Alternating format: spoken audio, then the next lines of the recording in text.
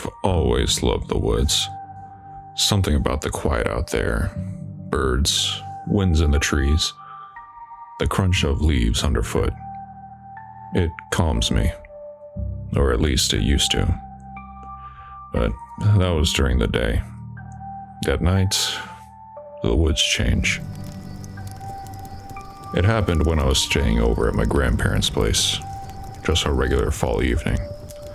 Fire crackling in the backyard pit. Marshmallows toasting. The kind of night you think you'll remember fondly. My grandpa asked me to grab a few sticks from the backyard woods to keep the fire going. I hesitated at first.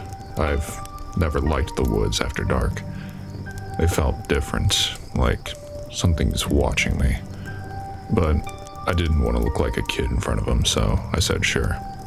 I grabbed Louie's leash and a flashlight and headed off. At first, I stuck close to the tree line. Picked around the usual spots, but everything was damp or already burned, so I went deeper into the woods. It got cold fast. My breath started to fog up. I gripped Louie's collar with one hand and flashlight low with the other. I wasn't thinking about the house behind me. I figured I'd be in and out. But then I looked up, and nothing around me looked familiar. Just trees, silent, watching. The flashlight suddenly felt way too small. I tried to stay calm, sat down on the rock to get my bearings. That's when I started to hear something. I was hearing Louie whimper. Not growl or bark, but whimper. Like he was afraid of something that I couldn't see. But that's when I heard it. Michael, honey. My heart jumped. It was my grandma's voice, clear as day, from behind me, somewhere in the trees. I stood up fast, but Louie was losing it, howling, panicked. That's when I realized something that even chilled me more than the voice. My grandma. She's never called me honey. Not even once. And that voice, it spoke again. Michael, come here. Same voice, same soft and sweet tune. I turned around and nothing was there. Just black trees standing in silence between their leaves. I told myself to wait it out. Someone would come looking sometime soon, but Louie wasn't having it. He got real still, tail tucked, then sat up straight and started barking, deep, fast, and desperate. I turned again to what he was looking at, and that's when I saw it. Something standing in the distance. Tall. Taller than any person should be. Just standing there, like it had been waiting. It hadn't seen me yet. But then I whispered, "Grandma?" It turned. That wasn't my grandma. Its head was a deer skull. Hollow black eyes, ribs poking out, and mouth dripping with something that I don't even know. Its arms too long, dragging claws across the ground, and its legs, like a goat, twisted and wrong. And finally, a set of horns and ears that twitched when I moved. That's when it did something. It smiled at me, and then it screamed.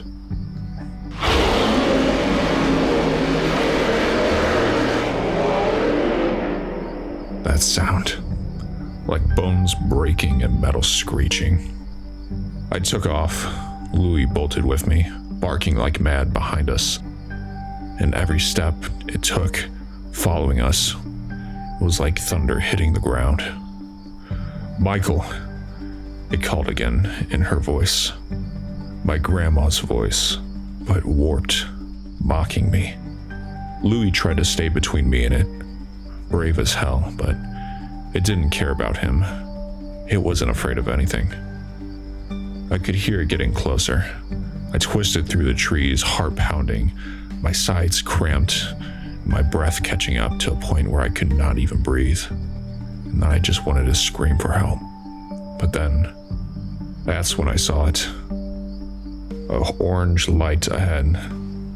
The fire pit. "Grandma! Grandpa!" I shouted. But when I looked back, Louis was still far behind me, still barking, still standing between me and that thing. He looked at me one last time, just for a second, and then it reached him. It was fast. Too fast. And then he was gone. Just gone. The creature took him and vanished into the dark, like it had what it came for. I barely made it to the edge of the trees. My grandparents found me there, shaking, covered in dirt and tears. I couldn't say anything. I couldn't stop crying. They never found Louis. Not a drop of blood, not a footprint, nothing. But I know what I saw. I know what I heard. And I will never go back into those woods. Not at night. Not ever.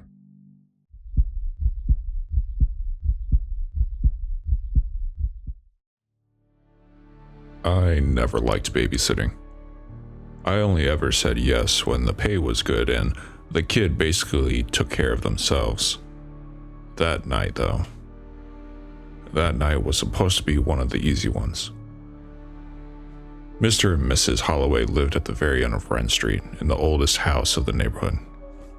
All the other homes were polished and modern, with camera doorbells and glowing smart bulbs, but not theirs. Their house was quiet, shadowy, and kind of untouched. When I got there around 7:30, Mrs. Holloway handed me a list of emergency numbers I'd never need, kissed her baby boy's head, and told me they were off to catch a late movie. "We'll be back around midnight," she said, grabbing her husband's hand as they stepped out. "He should sleep through the night. Just check on him once or twice." I nodded and smiled and made a joke about how I'd try to not burn the house down. That was the last time the night felt normal. The baby, Oliver, was already out like a light upstairs. Sound machine on, room cold and still. I went back downstairs and grabbed some snacks and turned on the old TV box in the living room and just settled in. I laid on the couch with the springs bouncing up against me. The only light in the room was the blue flicker from the screen itself. By 9:45, I was halfway into a rerun of some show I didn't even like, so I changed the channel. That's when my phone buzzed. An unknown number. I answered without thinking. "Hey, it's me," a voice said. "I'm out front." It took me a second to recognize the voice. It sounded like Mr. Holloway. Calm, maybe a little bit tired. "I need you to unlock the front door," he said. I paused.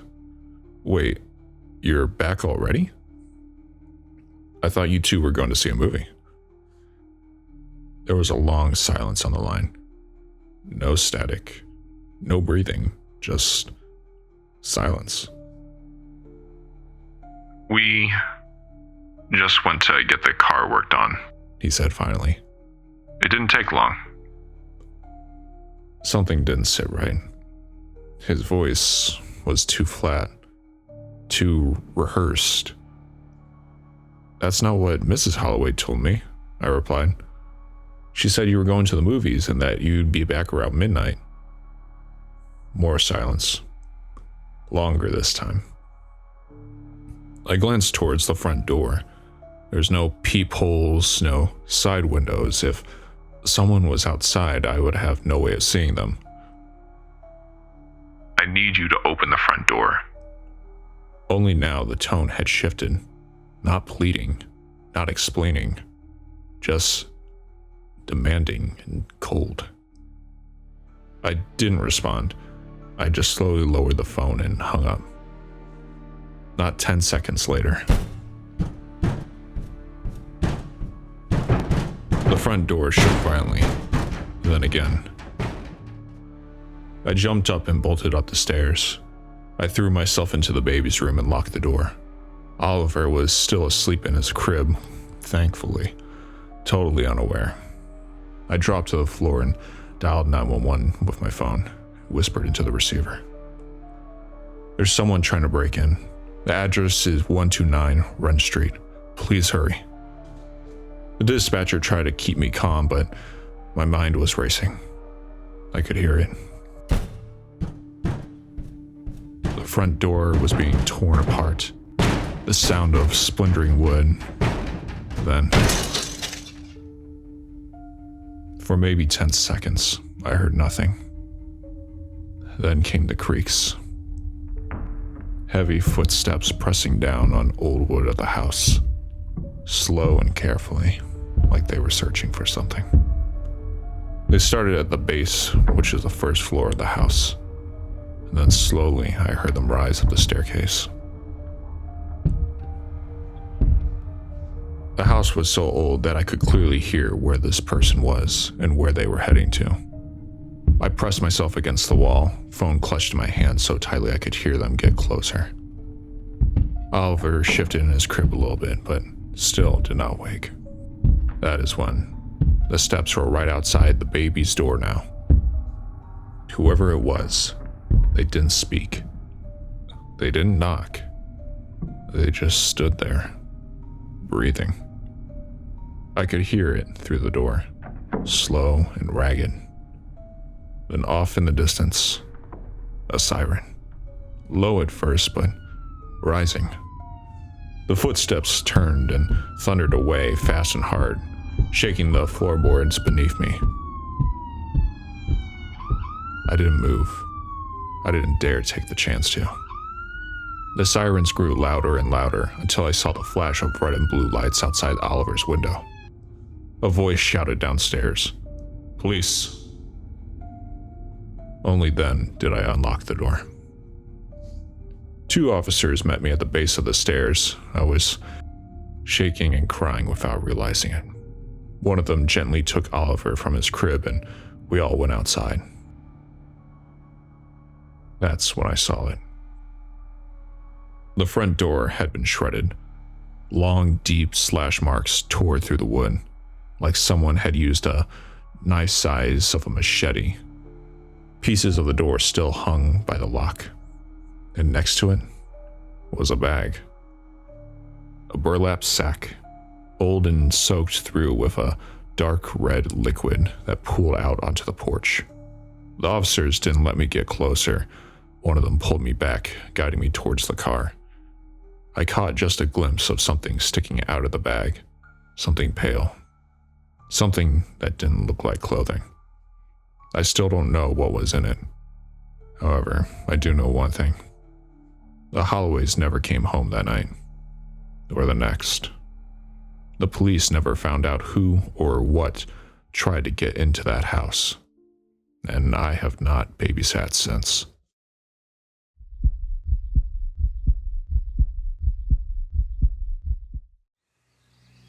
Deer season had just started up the week before, and my dad always used to take me out there with him until he passed away. I still go now, even if it's alone. There's something about the cold air, the way the forest smells before sunrise. That earthy stillness, you know. It settles something in me. Maybe it's a habit, maybe it's a way to keep him close. I left the truck just after 5 a.m., headlamp on, rifle strapped to my back, thermos in hand, and every breath came out like smoke. By 9, after setting up, I haven't seen a single deer. I heard some birds, spotted some scat that looked promising, even thought I saw fresh prints, but they led into a thick bramble, so I passed. Hours went by like that. I moved between spots, settled into clearings, and waited. Nothing. Around noon, I found a well-worn trail, one of those narrow paths that exist only because enough boots have walked in it. I recognized it easily. After a little hike, I came across a dip in the earth, half surrounded by brush with a fallen log I could use to prop myself up behind. It had a good line of sight and plenty of cover, so it was perfect. I sat up, settled in, and waited. More time passed, and still no deer. The forest was starting to feel quieter than it should. The kind of quiet where you can hear your own heartbeat in your ears. The wind had died down. Even the squirrels and birds have gone still. Then I heard it. Rustling behind me.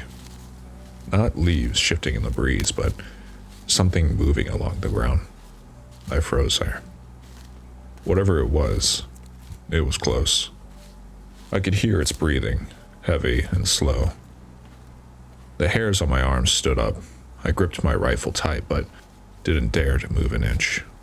I've spooked too many animals before, so it's better to wait and let them pass so I can get a clear shot. But after a few seconds, that thing behind me moved off. Not far, just to the right. I turned slowly, as quiet as possible, but nothing. No deer, no animal, no sign of anything. Whatever it was, it left quick and quietly. I sat there for another hour or so, the sun starting to dip low, that golden hour before full sunset when everything looked so beautiful. My shoulders ached, legs went stiff. I figured it was a bust of a day. No deer, no shots, just silence. But that's when I heard it. Help! Help me! A man's voice crying out for help. It echoed through the trees like it came everywhere at once. Not frantic or begging for help, but wrong. Help! I grabbed my rifle and stood up fast and started heading in the direction. There it was again, further out, maybe down one of those low clearings past the tree line. Help me!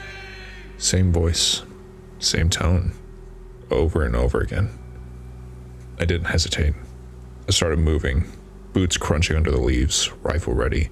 I don't know what I expect to find, but maybe someone's injured out here. Maybe someone got shot by accident. People do stupid things around here in the woods during deer season.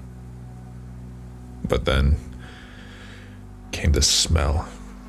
It hit me like a wall, putrid, sour, like rotting meat soaked in sewage. The kind of smell that clings onto your throat and makes your eyes water.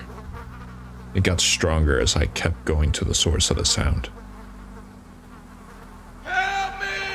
I dropped down onto my stomach at the edge of a tree line, staying low in the brush, and raised my rifle to my shoulder, peering through the scope towards whatever the source of that voice was. That's when I saw him. A man standing alone in the clearing. The setting sun was behind him, turning him into a near silhouette. I couldn't make out the face of him, but I could tell he had no shirt on, just pants, and his arms hung loose at his sides as his head was tilted back, mouth wide as he was shouting the same word over and over again. Help! Help me! Over and over, like some type of broken record. But he wasn't moving, just standing there. I adjusted the focus of my scope and felt my stomach twist. There was something smeared across his chest. Dark, wet, thick streaks of what looked like blood. It had covered his torso and neck completely, and I blinked as I rubbed my eyes and looked back into the scope. That's when he turned. His face was blank, emotionless. His limbs moved wrong. Not stiff, but too loose, like they weren't fully attached. And then, without warning, he dropped to all fours. Not slowly, like a person might when they crawl, like he snapped downwards like a marionette with strings, and he charged at me on all fours, fast. His arms flailed wildly as he moved, legs pumping like an animal. He didn't make a sound, just the wet slapping flesh against the forest floor. I didn't wait. I grabbed my rifle, turned and ran the opposite direction. Branches slapping against my face, thorns tearing into my jacket. I didn't care. I just ran. My heart pounded in my throat, every breath like fire in my lungs. I didn't look back. I didn't want to. The smell followed me. That same death reek, like it was funneled through the trees behind me. I could hear something crashing through the underbrush, but I couldn't tell how close it was. Eventually, I saw the trail again and followed it. Ran until I saw the truck through the trees. Glowing orange in the last light of day, I practically threw myself inside and locked the doors and sat there starting it up. I never saw that man again. Didn't see anything move at all. But I swear, just before I pulled away in the truck, I saw something crouching at the tree line. Just barely hidden behind the shadow of a pine. Watching. That was a week ago. I haven't told anyone. What could I even say? They think I imagined it. They think I got spooked by another hunter, or that was a black bear, or a bad trip. I might even get my rifle revoked for how insane this sounds. But I know what I saw, and I haven't gone back to the woods since. Every night since then, I hear it, faintly, in the distance outside my house. Just a voice. Over and over again. I know it's not real.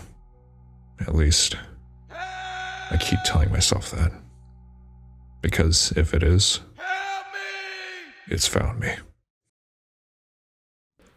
Thank you to everyone who has taken the time to listen to my scary stories. I'd love to hear your thoughts. Feel free to leave a comment down below and let me know which stories you enjoyed the most and what type of stories you'd like to hear in the future. And until next time, take care and stay safe.